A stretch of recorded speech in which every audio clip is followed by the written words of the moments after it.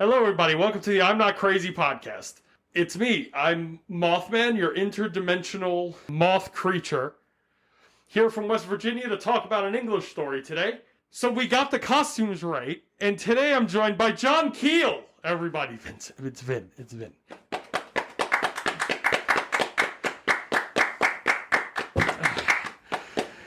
I'm gonna just pull this down a little bit so that I could see. Ooh, that's good. I can't open this briefcase. It's locked internally. Yes. Are you Andrew? It's me, Andrew. So I'm going to just be straight up honest. I can't find the other glove. I don't know where it went. So I only have this one glove, but I have to take it off because I have to operate machinery and I'm not left-handed. It's been a real struggle so far with that glove. Today is a big day. What day is it? It's the end of the Halloween special! Ooh. Oh. I'm a vampire. Yeah. Happy Halloween, everybody. I'm kind of sad that it's gone. I've been watching a lot of really shitty 80s horror movies, so that's fun. I haven't gotten to the horror movies, even though it's almost Halloween, actually. And I gotta tell you, the only one that I remember is The Mutilator. The rest are just a big sea of 80s shit. So, okay, full disclosure, right? Yeah, bro. This is the second time I'm telling this story. We had a little bit of a kerfluffle with the microphones. They cut off, okay? But I got to tell this story because it's really good. But it's my first time hearing it. It's not, though. Because before when I asked you, were you listening, you said, oh, yeah, of course, like a good guy. I know, because You piece of fucking shit. I didn't know the illusion was on. The illusion is always on. The illusion is always on. I'm a professor from the 70s. Sorry, 80s? When did he write this stuff? He's not even a professor. In the 70s. It was In the 1975 the book came out. I was with a good friend of mine, Joe Casey. Shout out Joe Casey. This is a real true story. I was so excited when it happened that I wrote it down. So this guy, right? This guy pulls up in a pickup truck, gets out, as I said before, real real red-blooded American, big belly. Real patriot. But big chest, barrel-chested, but a big belly. He weighed probably double what he should have if you go to a doctor. But they're always a little, they're always lowballing it, am I right? He starts, as I said before, shooting gas into his car with the fucking gun part like a true American patriot. As an American does. He gets that all set up and ready to go, and then he goes into the driver's side of the door. He opens the door, and he reaches into the car, and he pulls out a hot dog with multiple toppings. And when I say multiple toppings, I mean relish, mustard. What was the other thing? Relish, onions. Mustard, possibly onions, and possibly ketchup. He ate the entire thing in 3 bites. And then went back to the car and got a second one and ate the entire thing right at the gas station. It was the most American thing I've ever seen. The only thing more American would have been if he pulled out a gun as well. Did. We started shooting it in the air. We both went, yeehaw. Realistically, it's American pastime, just like baseball, so. Yeah, coming in the mouth of your minister. So we're going to talk about Spring-Heeled Jack on this episode. And what's cool about this one is if you watch the last one, you know that we didn't show Vinn's face. So you get to see Vinn's fucking whole face on this. But you never see me dressed normally, like never. It's always going to be something. Vincenz, we're so happy to have you. Thanks, man.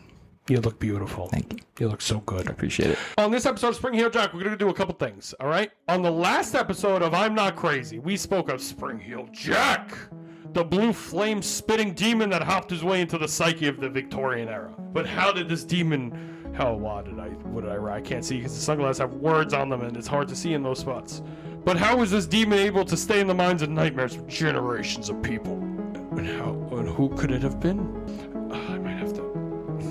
you usually get it... Was it just a man with a clever disguise? Or was it an extraterrestrial toying with the human race? Join us as we find out on Spring-Heeled Jack Part 2. Usually mess up the first word, and you didn't this time. So I didn't. I was pretty consistent on that. I appreciate.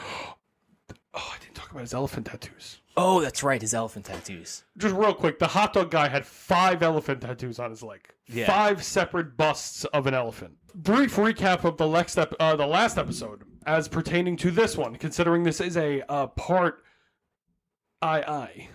Last episode, we spoke of the horrors of living in the lower class of England in the Victorian era. Women of all classes were heavily controlled, with lower-class women being the lowest of society. So when the London demon attacked Polly Adams, things went haywire. Mary Stevens and others would be assaulted after this, all presumably by Spring-Heeled Jack. Though these women were brutally attacked, authority figures, including the mayor of the time, John Cohen, dismissed these stories as servant girl stories. Disgusting. Tooey. Again, to put it in perspective, just targeting lower class people because they could get away with it. Yeah, it is. And we're going to see that in some big ways coming up. Right. Some big ways. Let me tell you. To the moon, Alice. I'm going to fucking punch your jaw, you bitch. It's the 50s. People would start to notice, however, when Miss Jane Alsop would be terribly assaulted in front of her own home. She was missing hair from her head in chunks, as they'd say. Alsop was seen as high society, so the newspapers and authority of the time ran wild with it, hunting the creatures for decades after that. The demon would be seen for over a century after its initial spring into action. Again, because of his spring-heeled boots. You devil. Again, just sandwiched between all the goofy is like the serious, like, terrible assault. We're going to get into that bizarre. much more this episode than we did last episode. Okay. Last episode was very instrumental in creating a concrete of lore that is the foundation of this weird house that we're building, right? Yeah, which gives it a very new lens. Yeah, this episode we're making the house. That's the brief recap of the last episode. So if you didn't listen to the last episode, I highly encourage you to, because honestly, that is not going to be enough. That is just a brief recap so that if you listen to it, you could get a brief recap. But if the brief recap is all you have, the brief recap isn't actually briefly recapping anything. So you should go listen to the first fucking episode, bitches, okay? Please. All right, thanks. So was who it? Was who it? That's what's written there. Well, to find out who did it, it's important to understand these actual attacks were almost definitely multiple people.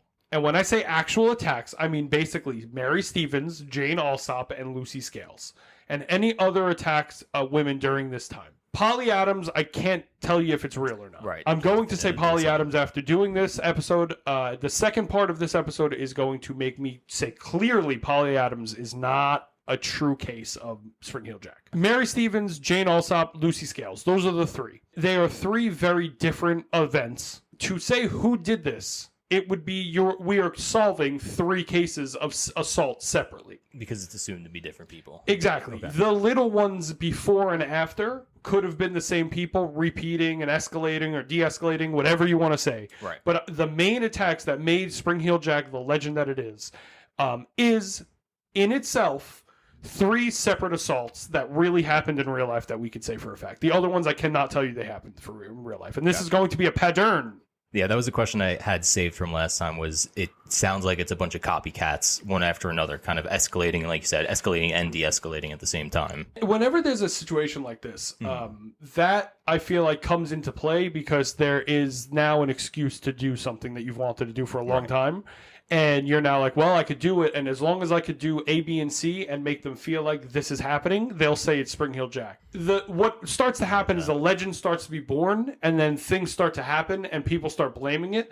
And then once people start to believe it, now you have a person who is basically out looking for this thing. And when they get attacked, they just say, it's Spring-Heeled Jack. It has to be. Because everybody's getting attacked by Spring-Heeled Jack. It can't be my neighbor who I've known since I was 6. Mm-hmm. It has to be Spring-Heeled Jack. It lets people escape responsibility really easy. Yeah. This also has to do with the weight of difference between men and women and their place in society at this time. For a woman to get assaulted and to say it's a demon is probably easier in some ways than to say it was a person, which is insane.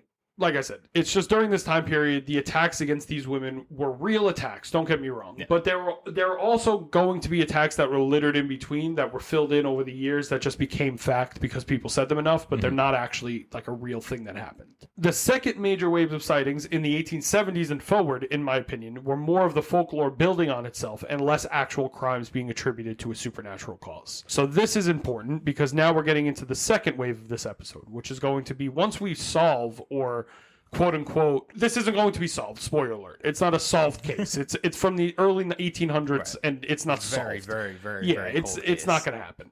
But we have a good idea of what happened for some of the cases, which is cool. The second wave of sightings is much more like a cryptid, like Mothman or Bigfoot or Loch Ness Monster, and less like, a serial killer demon is on the loose. Right.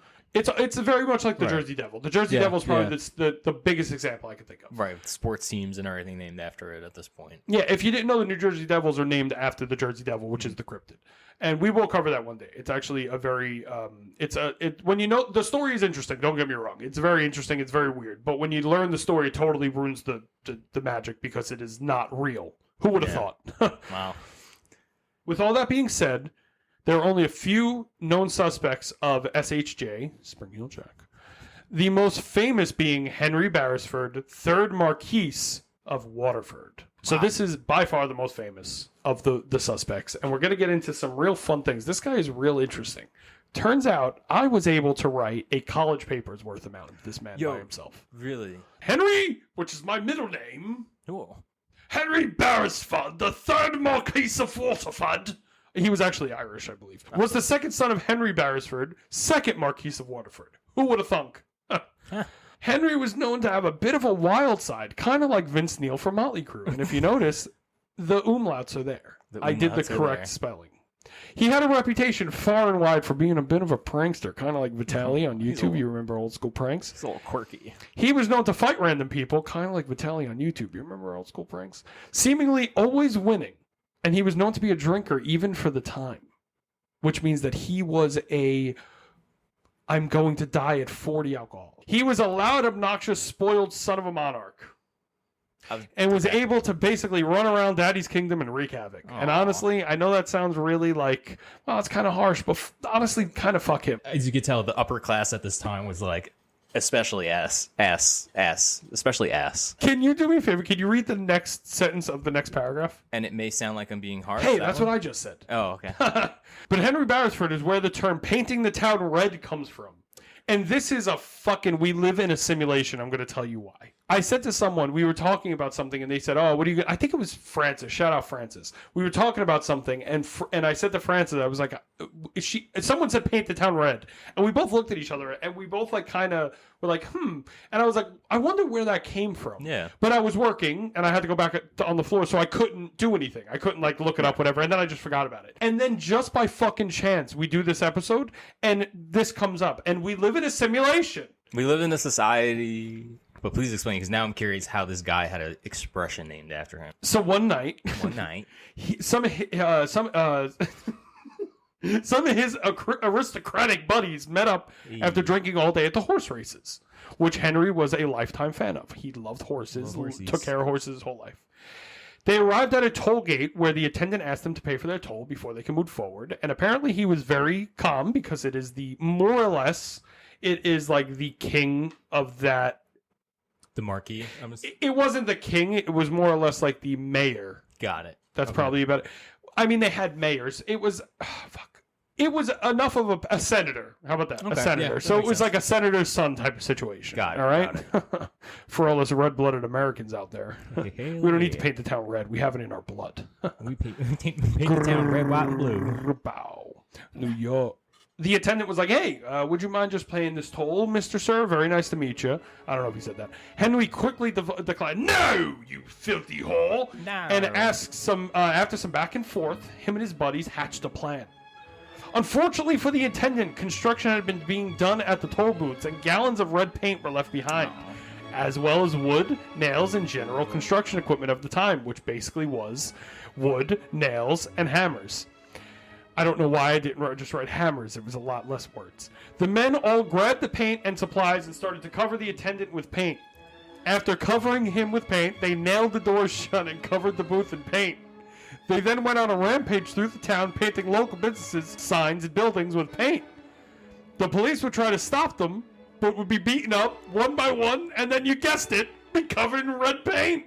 So they just ran around the town and went like, ha-ha! Just started covering people in paint. And mind you, all these shenanigans take place before Spring Heel Jack. Oh, okay. These are all before. Okay, yeah. Got it. Okay. He's known for two things, and this is arguably the bigger one. I mean, this is a longer lasting legacy than Spring Heel Jack. But you know, it is what it is. It's pretty sick. For this, Henry and his friends were put on trial, but all were found not guilty and ordered to pay damages and a fine, which for anyone else would have been the death of not only them, but their entire lineage. And that's an exaggeration. It wouldn't have been that. But it's just, you know, you get it. Puts in perspective for him. What's really interesting Who would have thought?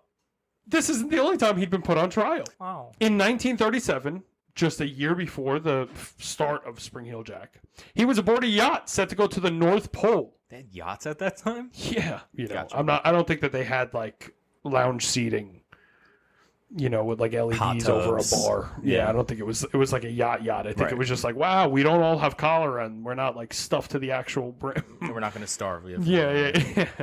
So they were aboard the yacht and they were going to the North Pole, which is really interesting because, in my opinion, okay, so Henry was on his way to the North Pole, but something happened and they didn't make it there, which is unfortunate because if he would have made it there, which is this is so interesting. I can't believe that I found this. If they would have made it there, they would have discovered both polar bears and Coca-Cola in the same shot. It would have been nuts. Polar bears. That's a joke because the commercial for Christmas. Yep. You sly bitch. I thought you were gonna say he like discovered the North Pole, or not? No, discovered, not was even one of close. the first Everything I people said there. just now was false. Gotcha. Yeah. You got me excited for a second because I wasn't reading ahead. Yeah, I really hyped that up because I've never really done that on any episode, so I'm really excited to spread some false information. Henry and a woman on board started to fight with the watchman, who was primarily on board to watch the men. Interesting. Yeah, it's in the name. He would promptly hit him in the head with a morning star, which is basically the baby of a mace and a flail. Good. Maybe try reading every once in a while if you don't know what I'm talking about. Okay? It's a cool word too. So once rediscovered, the men were both found guilty. I'm sorry. Let's rewind that. I not guilty, obviously. I was lying to you. They were found not guilty because he's the son of a senator. Remember that whole thing? That Again, showing how bad his behavior must have been on board the yacht.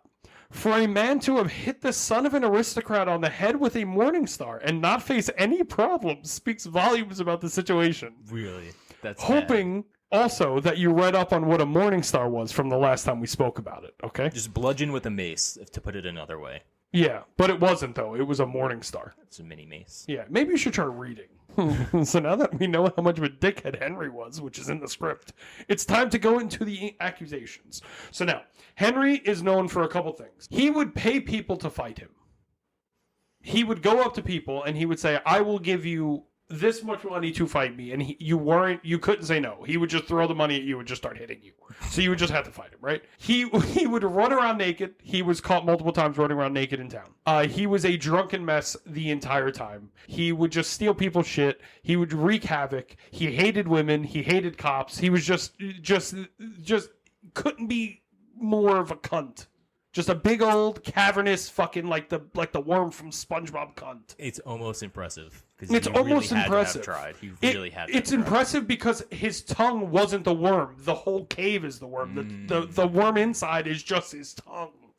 Texas. I really like these stories. I really enjoy. I feel like he was probably a ball to hang out with as long as you had the money to keep up with him. Because if you didn't, you probably got ridiculed harshly. Realistically, all jokes aside, he's everything wrong with this era of ruling. People in power had too much power. They were corrupt. They accepted all types of money and bribes from each other to just do what each other was in each other's best interest. The interests of the people were obviously not the forefront of their mind. So, to the people of London, of course, their first suspect is going to be Henry, because they fucking hate him. He's a menace. He's just a piece of shit. They absolutely hate him, right? Henry was basically the main suspect, according to the public, what I said. And it's easy to agree with them when you look at his past. He was seen to be the villain to the lower class and thought to be a mystery aristocrat who took the bet from the first episode. Remember the first episode I said there was that mystery aristocrat that took the bet? For the ghost, the bear, this is very and fitting the for this demon. character, yeah.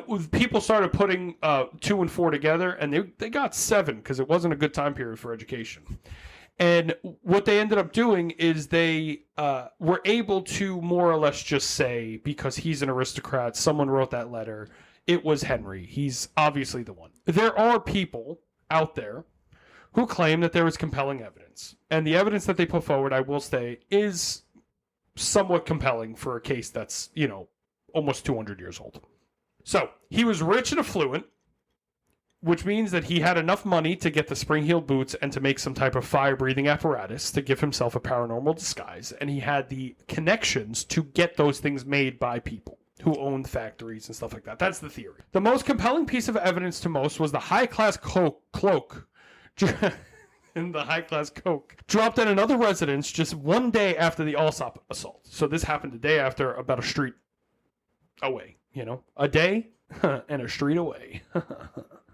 Dr. Sweets up in this bitch. SHJ, Spring Heel Jack, was seen by the son of Mr. Ashworth, not Ashworth, like I said by mistake earlier, but probably cut out, who saw him and reported finding a cloak once he had left the scene. So basically, the way that it goes is the kid was outside, and he's looking into the distance, and he sees a man just kind of just jumping, and the guy just looks at him and just shakes his fist like, "Hey, get off my lawn!" And then he continues to run away like, "Hey," and woof, drops his cloak in the meantime. The kid takes the cloak, and this is why it's considered a big piece of evidence. The cloak had a W embroidered on it, which was very similar, if not the same, to the Henry family's coat of arms. Coke, I keep saying Coke. It's because of the fucking polar bears, damn it. Polar bears' fault. We had to go to North Pole. And though evidence basically ends here for Henry, several authors believe that he was involved. So take that for what you will. But my problem with this accusation is a few things. One, obviously, fuck Henry and his right to live consequence-free. Nope. That is not right. But someone's past actions does not give enough of a reason to concretely state him as the culprit, as much of a cunt as he was. Yeah. And actual evidence present follows the logic. The evidence that we have follows the same logic. By the evidence, we can't say it was him, definitely. It is impossible to say that. And anybody that says that they know concretely it's him is just lying to you. It's just a lie. But one of the biggest reasons where I feel like this is proven false is because in, I believe, a year or two before the Spring Heel Jack cases, right? Henry was in New York. Bow, bow, bow. Bow, bow, bow. Alicia Keys song. He got hit by a carriage and his leg got amputated. So he only had one leg. Okay. Yeah, so he's not really springing much, I gotta tell you. Yeah. I don't really think they had like a Oscar Pistorius fucking like. Do you guys know who I'm talking about? No. What's his name, Chris? Oscar Pistorius? I just think that name is hilarious. Yeah, it's like Pistorius, Oscar or something. Funny. I mean, it's not funny. He killed his wife with a shotgun. He won. He was the Olympic guy with one leg. And he won with a prosthetic. I think actually he might have two prosthetics. And then him and his wife were in a hotel room, and they got into an argument, and he shot through the bathroom door and killed her. Fucking metal, bro. Pistorius? Yeah, something like that. With that all being said, I feel like even the leg missing, right? You could say, like, maybe they figured out a way to make some type of apparatus, they got it to work, whatever. But I feel like this really puts this to bed. Like me with your that mother. Kind of throws a wrench in things. He got hit by a carriage, which I think is really funny because the horsepower on that is so low. It's probably like 2. It actually turns out that a horse is, I think, 3.2 horsepower or something like that. So we're talking 6.4 horsepower, which isn't a lot if you're talking a V6. True. Sorry, really quick. Horse sidebar. If like one horse can pull 2,000 pounds, you think 2 horses could pull 4,000 pounds, right? Turns out they can pull more if they know each other and have a good relationship. Horses are really, really beautiful animals. They're fucking crazy, bro. Horses are crazy. So we're going to get into Thomas Milbank, who is basically, in my opinion, the fucking motherfucking proof on this motherfucking case. Okay. Now, on March 2nd, 13 days before my birthday, the Times ran another report of the Jane Alsop story. For those that don't remember, she was the one that was pushed down. Flame was shot in her face. Piece of her scalp missing. She was cut pretty deep by the claws of the Spring Heel Jack man himself. The story was titled "Delayed Outrage at Old Ford," which seemed to have caused a carpenter, shout out JC, Jesus Christ, by the name of Thomas Milbank to start to talk some shit with his buddies. So this carpenter's in a pub, and he's like, "Oh, mate, I'm out here and I'm fucking hammering in this carpet, and you know it's shag because it's England." Yeah, of course. And he basically is just like, "Oh, I'm Spring Heel Jack. I'm Spring Heel Jack. I put the fear in the hearts of women everywhere." That's what he's saying, right? Hi, the Queen. She's fucking dead. Lizzie's in a box. Lizzie's in a box. So while bragging that he was Spring Heel Jack, obviously someone reported him because why wouldn't you be the man that finds the demon of London? He was very quickly arrested, being arrested by, and this is just a side note by James Leah, who is the person who also helped solve the Red Barn murder, which I do want to cover one day because it's super creepy. So I'm not going to get into it too much, but just a fun little factorial for you. Cool. It would turn out Milbank had been drinking at a local pub named Morgan's Arms, but it definitely wasn't named Henry's Leg. On the night of the Alsop assault, with the bar being very close to her home, he was with a friend named Payne. As in what Henry was in with his leg after he got hit by that 6.4 horsepower carriage. Payne claimed that he was with Milbank all night. And when interrogated, claimed they didn't remember anything due to the drunkenness. Mm-hmm. And this is where a random local man named James Smith, obviously was his real name, said "Nuh-uh," and gave his report of what happened that night, claiming he was not drunk, he was working, and he remembered everything. Ooh. Turns out he was like a traveling salesman, and he had been more or less like it was the end of his day, and he was just moving his stuff. Gotcha. And he was using the pub just kind of to hang out for a minute and relax, but he wasn't drinking because he was on the job. Right. So he claims he had met the pair previously. And this is the same report published in the Times. Again, not the New York Times for anyone new here. Go watch episode 1, you fucking morons. How many times do I have to tell you? Read a book. So this was published in the Times days later in March of 1839. And it reads, "When I had got a few yards up the Coburn Road, I saw the two men whom I had met before at Bearbinder's Lane." I just get more and more into it as I go. "They were in conversation, and Payne said to the other, 'It was rascally. I would not have done it upon my account,' or words to that effect." Which basically means he could have said anything even remotely close. "I was carrying my work upon my shoulder at the time, and they recognized me. And the man in the shooting jacket said, 'There's the guy who was in the lane.' He then came up to me and caught hold of the wheel I was carrying and pulled it off my shoulder, saying at the same time, 'What have you to say to Spring Jack?' I desired him to leave my wheel alone," which is very well written. "And then Payne came and took him away and said, 'I went into the Morgan's Arms public house and they followed me in and went into either the tap room or the parlour. I inquired of the landlord who the man in the shooting jacket was.'" I was losing it there for a hot second. A little bit. "He said that his name was Milbank and that he resided nearly opposite to his house. I had no doubt but that the man, Milbank, was the person who had frightened the Miss Alcott. Alsop, said it wrong. I'm very uneducated. And with respect to the blue lights, in quotations, which is the blue flame, neither Mr. Richardson, the owner of the bar, nor myself absorbed anything of any of the kind." Basically what he's saying is he was coming down the road and he ran into the two guys after they had assaulted Alsop. And they basically, one of the guys was bragging, not Payne, the other dude, Thomas. Yeah. He had been bragging like, "Oh, what do you got to say to Spring Heel Jack? Because I just fucking tried to rape a woman." And his buddy was like, "Yeah, it's not really that cool. Like, you shouldn't tell everyone on the road." And then they tried to steal something. His buddy was like, "Yo, you're drunk. Come on." They pulled him away. He was like, "My bad, dude." And then the other guy was like, "Yo, no worries.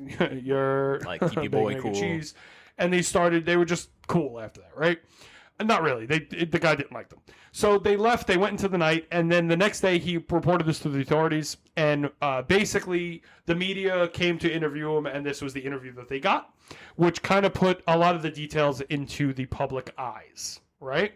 Once the police had this report, I'm assuming they told Payne, and he immediately backpedaled. He went from, "I was with him the entire night and I don't remember anything due to drunkenness," to, "I was with him part of the night and I don't remember anything due to drunkenness," to, "I wasn't with him at all and he wasn't even drinking at that bar," which is definitely false from what we know of, right? It's a backpedal if I ever heard. It was great. He originally was Milbank's alibi, claiming they were together the entire night, but now due to his new knowledge, as we had said, he told them he wasn't with him for a large part of the night. Neither one said much past this. Evidence was still mounting. If you remember, SHJ, Spring Heel Jack, had left his cloak behind on the scene. And Smith would also confirm Milbank was wearing a cloak on the night underneath his white clothing. The white cloak underneath was thought to be a smoking jacket, a.k.a. an oilskin suit. You can't see my eyebrows because they're shiesty. From episode 1, the oilskin suit. So, this is obviously big evidence. It matches with Jane Alsop's story, for the most part, which we're going to get into what doesn't match soon, which I think you could put it together here. It's the blue flame. Yeah. But what does match is we have the cloak which makes sense now. We have the evidence of that. We have the reason it was dropped, who it was dropped by. We have evidence of people seeing them walk away. Like, as cut and dry as you're going to get for a case that was almost, again, 200 years old. Right. With all the evidence lining up with Jane Alsop's account, and Smith coming forward with his own info, James Smith, you'd think the case would be pretty quick, right? Right. Well, it would turn out Jane Alsop refused to change her testimony, claiming it couldn't have been him since the attacker couldn't shoot blue flame from his mouth. Which, from what I could find, the policeman literally went to Milbank in prison, in jail, where they were holding him, not prison, jail, and went, Thomas, can you spit blue flame? And he was like, no, I don't think I can. Let me try. And then he was like, there's nothing coming out here. Okay, well, you're free to go. Jeez. And they let him go Australian at the end. They keep fucking Yeah, the you did ends go up. Australian a little bit. Keep fucking the ends up. That's all right. A lot of people also look at this as he more or less, they tried to rob him. And he was like, fuck them. I'm going to blame them for Spring Hill Jack because it's the thing to blame people for. I can see how you get that out of this. It's the Daily Monster of the Week, which doesn't make sense as a phrase.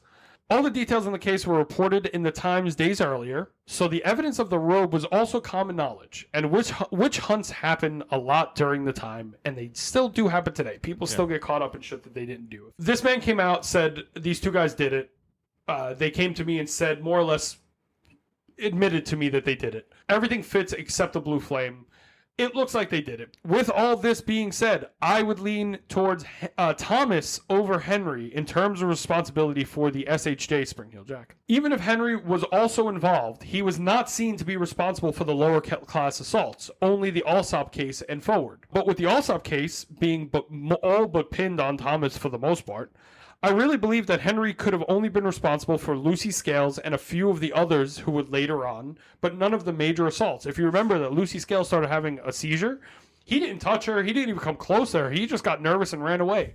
Which, I mean, like, you know, whatever. It's totally different than the other ones. It couldn't be any further different. You know, the other guy would have taken the opportunity to fucking jump on her and start going crazy, and this guy ran away from fear. I think this is definitely a copycat. And I don't think it's Henry, if I'm being honest with you, but, you know, if you want to, you could also say it's Henry. We both have the same valid opinion. And again, at this point, it's whatever evidence we have after 200 years, so. Exactly. It is whatever evidence we have of the 200 years is probably the best way to put it. Even with that, I feel like the legend of Jack helped victims of assault believe in Jack harder, making him basically a real-life Freddy Krueger, helping cement him as a legendary boogeyman, and then he disappeared for 20 years. I think there was just a mass panic of...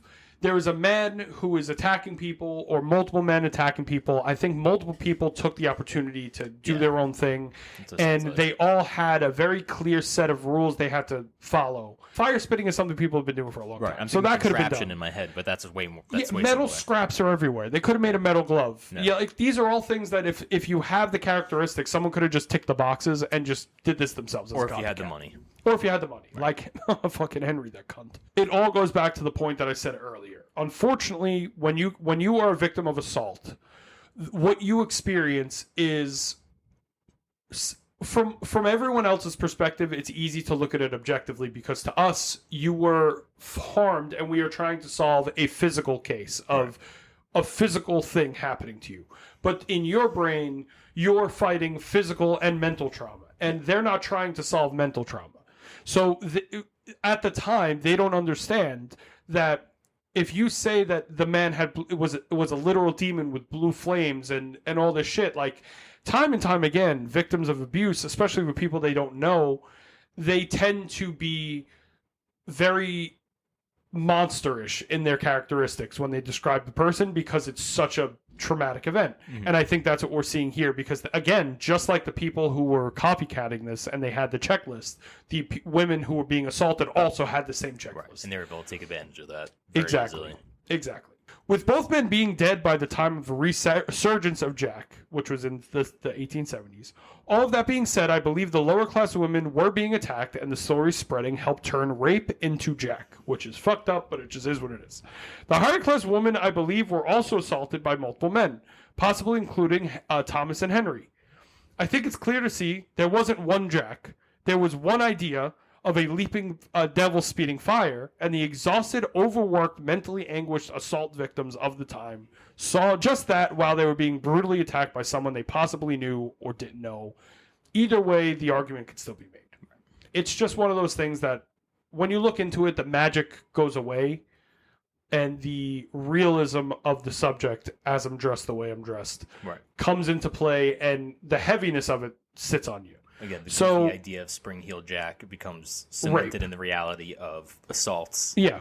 Attempted rape. That is what it is. It's attempted rape. Every single time it's been attempted rape, for the most part. Except Lucy Scales, she had a seizure. She shook, so she couldn't get raped. So to lift some of the heaviness, right, I'm going to do something for you. Sure.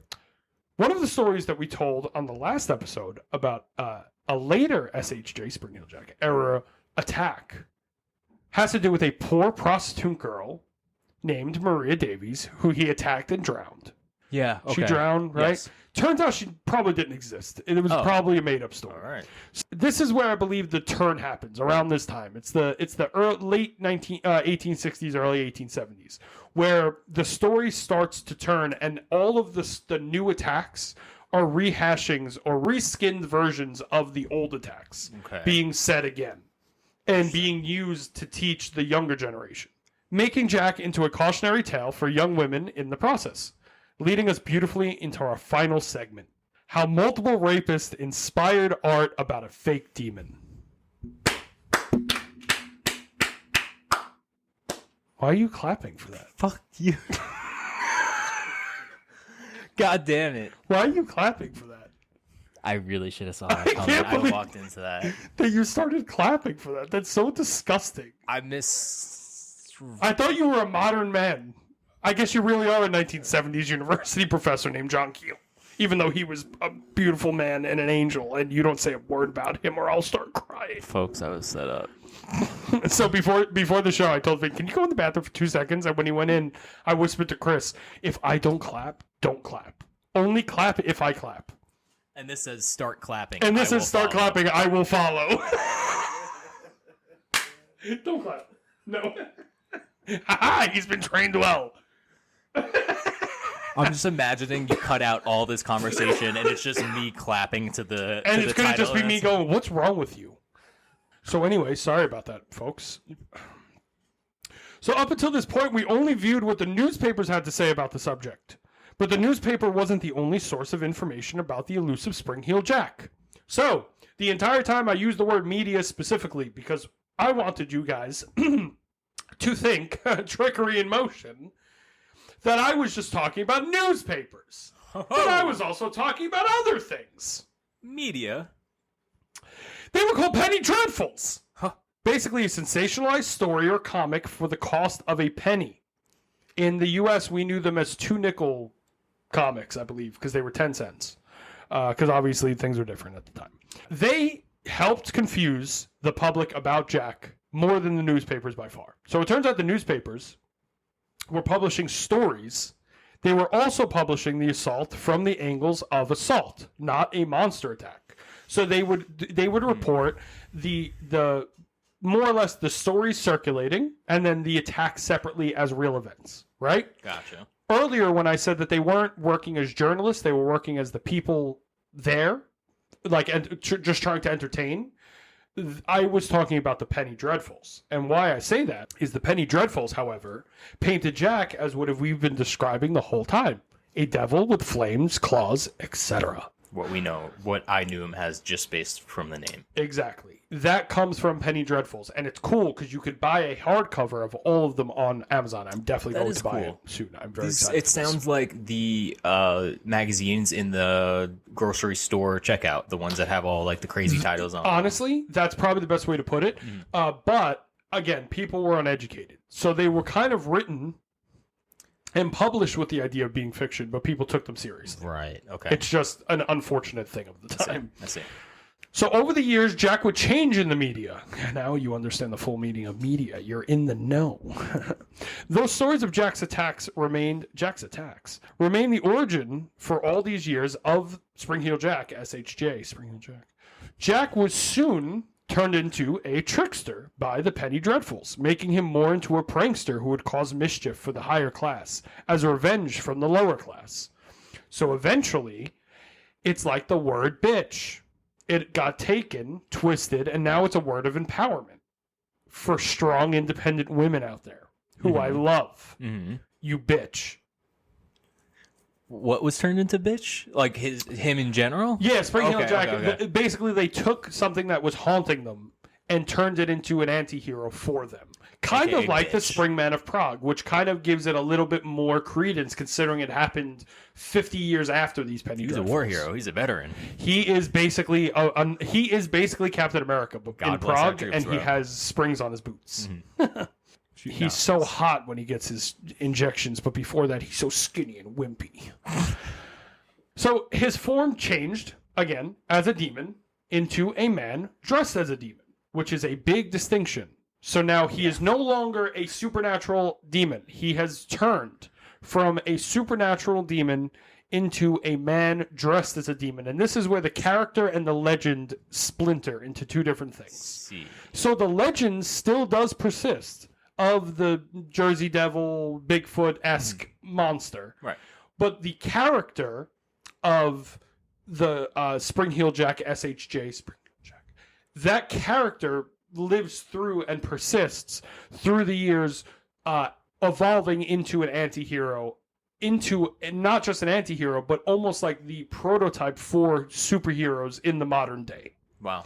And this is something that comic book historians actually really point to, are these Penny Dreadfuls and Spring Heel Jack specifically. And we will get into why specifically they do that. Because I said specifically, but I have to get into it, or that means nothing. But that's a really cool. I mean, again, it's like this now knowing the terrible like undertone of this entire thing, but it's still really cool that. Yeah, this is where it gets a lot light. Yeah. The end of this episode is much more lighthearted, I will say. Yay. The demon, or the man dressed as a demon, was usually pinned with his mask off. People would say, "Oh, it's the Marquis," and then it would get cut off, and something would happen. And this would help push the idea in history years later that the Marquis was responsible for all of it. Good or bad, he was kind of tied to this. And his legacy does, if you go by the comics, his legacy, it's a positive thing that happened to him, whether he liked it or not. It's cool. But if you go by the cryptid aspect, he's a monster. Yeah. So, there's that. And the reality too.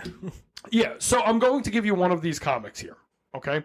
Because I just want to show you how weird they were. Because when I say proto comic books, it's kind of like when you watch the Batman show from the 60s, and you're like, this is so goofy and fun. But it's like, you're not going to like take it seriously. You're not going of course. to, create, I don't know what I'm trying to say here. Create a religion around it. Yeah. Which I wouldn't do that for any of the Batman films because I'm not really a big superhero. One of these comics involves Jack scaring a girl who, of course, faints because it's a comic and the writer could do whatever he wants. So the dame in distress faints because she can't handle it. Her little brain can't handle it, her peanut brain. While she's laying there, he writes a note telling her he saved her father from being murdered and then carves 2 crosses into her shoulder and jumps away laughing. That's the whole story. And due to these types of stories being told about Jack, many historians regard this as being one of the first urban legends, which is a story being portrayed as the truth used to teach someone a lesson, more or less, right? Cautionary tales. And this was something me and my cousin got into a conversation about, which was this was really cool, is when I was reading about this, the term urban legend is now considered synonymous with creepypastas. And if you've been on the internet for a long time, you know what creepypastas are. They're like scary stories that people wrote. And the origin of creepypastas were these stories presented as truth. And they would more or less like teach you a lesson, even if that lesson isn't a normal lesson. It doesn't need to be like, make sure you tie your shoes before you run into the big game. Don't play baseball with untied shoes. You're going to bang. You're going to fall on the bat and, make yourself into a fucking human shish kebab. It's more like, don't open the door at 3 a.m. if there's a child with no eyes because he's going to eat you and your family. Right. So it's like, a lesson is still learned. It doesn't mean anything, and it's not going to take me anywhere, but a lesson is learned. Yeah, but it's the spooky story that you're not quite sure is real or not. Exactly. The internet has brought urban legends back in such a way, and then also simultaneously destroyed the feeling of urban legends, which is really upsetting. Yeah. Like most urban legends, it was always seen to be kind of true, kind of false. Even though, fortunately, a lot of the encounters were entirely fake. So it turns out, other than those 3 assaults, basically any of them could be seen to be fictitious. We're getting into the last leg of this here. Legolas, like Lord of the Rings. Where do your elven eyes see? My dick. Now, through the 1800s, the character of SHJ, Spring-Heeled Jack, would change and evolve as the original events got further away. So, like anything else, the further away you get from it, the easier it is to change the story into what you're looking for and the narrative into what you want to be the narrative. By the end of the century, Jack was more of an early superhero, often depicted as a handsome gentleman by day and a crime-fighting avenger by night. He would use gadgets afforded by his massive wealth and save the dark, fucked-up streets of London. And if you were screaming Batman at me the whole time, shut up, I heard you. I know. That's why I wrote it like that. Obviously, get over yourself. You're not clever. I wrote it like that. It's a real shitty Batman. Yeah. So it's the early Batman. If you look at pictures, he looks like a bat. He has a bat cloak. He has the pointy ears. He has the thing over his eyes. It's Batman. It's nuts. You could really think, like, look back and say, oh, you know, the guy who created Batman based it off of this, probably. Yeah. Just knowing all of this now. Yeah. And I have a quote that shows how influential the character of SHJ, Spring-Heeled Jack, actually is to modern superhero lore. And what's interesting is I looked this guy up. His name was Michael something, and he worked for Marvel, and he was like a comic book writer in the early 60s and 70s. So, you know, I don't know if he matters. In my honest opinion, IMHO, as they said in the 60s. In my honest opinion, Batman owes a great unacknowledged debt to Spring-Heeled Jack, who transitions from London urban myth, 1830s, to melodrama antihero, 1870s, to prototype superhero, 1880s, early 1900s. As written by petty dreadful author Alfred Barrage, SHJ, Spring-Heeled Jack, a wealthy aristocrat who assumed the disguise of a devilish bat-winged avenger of the night, maintains a secret underground lair, used his athletic and technological skills to battle evildoers. Sound familiar? Basically, the collection of the story's motifs centered around a wealthy protagonist who assumed a heroic mass secret identity dates back to Spring-Heeled Jack in the late 19th century, very early 20th centuries. By the time Batman was created, these motifs had already been elaborated into pulp novels, most famously by Johnston McCulley's Zorro character and by Russell Thorndike's Scarecrow stories, to the point that they were part of the zeitgeist. Batman was often the most influential comic book manifestation of these themes. I'm pretty sure when they say Zorro, I think that's like the Z in the tree Zorro. Yeah, that's what I'm thinking. This is the end of the episode, right? But we have come so far. I did not expect it to end at comic books. We started with a literal, actual attempted rape. And we keep saying that, almost. but it's just because it's just so crazy, right? Yeah. We started with attempted rape, and we made it all the way to fucking Batman. Both places, I did not think this was. Spring-Heeled Jack was this goofy urban legend in my mind that I saw in video games and whatnot. Yeah, it's like Bloody Mary. Or it's just something. Right. It's like Beetlejuice almost. It's just like, he's going to come and fucking squeeze your titty. Right, and then I find out that there was a bunch of actual attacks behind Beetlejuice or something. It's like, oh. In conclusion to our first 2-part series, thank you for listening, by the way.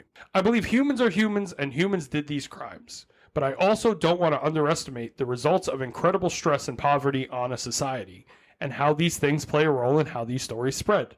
If people didn't attack others, there would be no need for these stories, as they would just become one-off anomalies. Spring-Heeled Jack toes the line between folklore of the past and modern cryptid. It puts into a class of its own, similar to Bigfoot and the Jersey Devil, which have survived hundreds of years of their own and are still seen today. Modern Jack sightings do pop up, but it's hard to know what's real or what's not. They're all fake.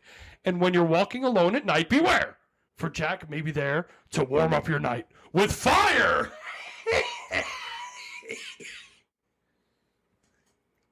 That's the end of the episode.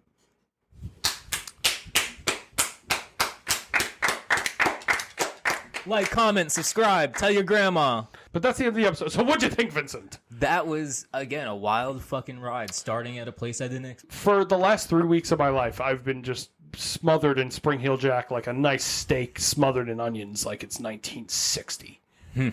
Delicious. Yeah. Heart problems? What's a heart? Just smoke more cigarettes. Good Hell for you. yeah. But no, I mean it's really interesting knowing the terrible circumstances behind it and what the circumstance allowed the legend to become and what it portrayed. Yeah. It's wildly interesting, depressing, and makes it a lot more interesting than a goofy character. A lot of history, and really, I will say, for this age of the story, there's really a lot to this. I was able to write 15 pages about it. Thank you so much for listening. Thank you for joining us for the Halloween special. It's been my favorite season, so now that I'm done with the Halloween special, I don't have to concentrate on planning everything and getting this all fucking out. I'm going to try to continue doing 4 episodes a month, if 3 at least. The next thing that we're going to work on is getting the background all filled up and getting this place looking all shipshape. So we got some ideas. So one day we're gonna get you on, and you're just gonna be like, "Holy shit, Andrew! What is all that on the wall?" I'm gonna say it's called a decoration. Go to Home Goods. So we're gonna do that. The other thing that we're gonna do is we're going to plug the YouTube. If you're not listening on YouTube, it's I'm Not Crazy Podcast. It's also I'm Not Crazy Podcast on TikTok, where we're kind of popping off a tad. Got a couple thousand views, which, you know, as you know, is enough to quit your job. Instagram, I'm Not Crazy New York, NY, for those confused, because when you type in New York, it's not there because I keep saying New York, but it's just NY initials. I'm Not Crazy NY. It'll be on screen.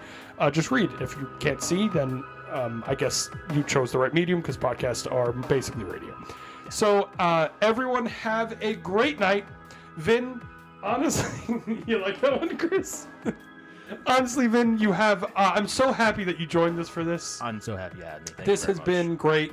And the funny thing is, you would have been here either way. Because if anybody doesn't know, I just want to say, right? Vinn and Chris are instrumental to the show, and I couldn't be happier. Chris, you can come over here if you like. I couldn't be happy to have them on. And I just want to say thank you to both of them, because this has been a really crazy month, and you both did great. So thank you so much. Make sure you rate, review, and all that shit, and I'll see you later. Thank you, and have a happy Halloween. I'm going to be blackout on Saturday night, so if you have any ideas, DM me at approximately 12 p.m., and I may message you back with a picture of my cock. See you soon. Yeah.